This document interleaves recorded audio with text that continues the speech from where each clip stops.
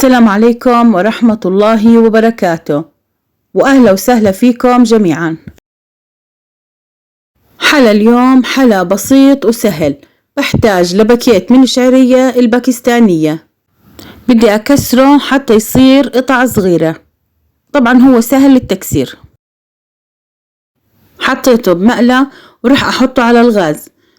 طبعا مثل ما انتوا عارفين بتاخد لون بسرعة، الشعرية ما بتاخد وقت. حطيت هون معلقتين من الزبدة، انتوا مخيرين، ممكن ما تحطوا زبدة اذا ما بتحبوا، بس الزبدة اجمالا بتعطيها لون كتير حلو. هي هون بعد ما حمصتها الشعرية حطيتها على جنب. هلأ رح نيجي للخلطة التانية.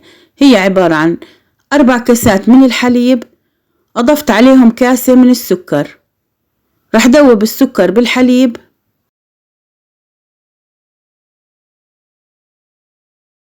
مجرد ما يسخن عندي هون الحليب رح أضيف الكاسة من السميد، وضروري يكون السميد الناعم.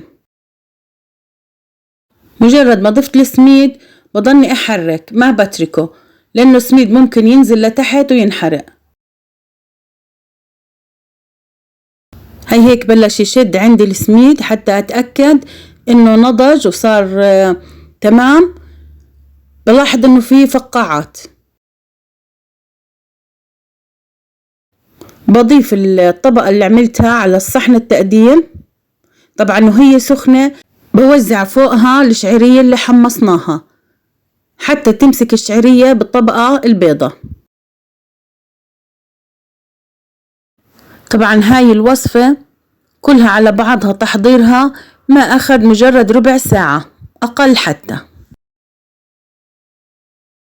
وبهيك حصلنا على وصفة سهلة وسريعة ومكوناتها جدا بسيطة وطعمها كتير طلع طيب. بتمنى إذا عجبتكم ما تنسوني من اللايك والشير والسبسكرايب، وشكرا لكل الداعمين.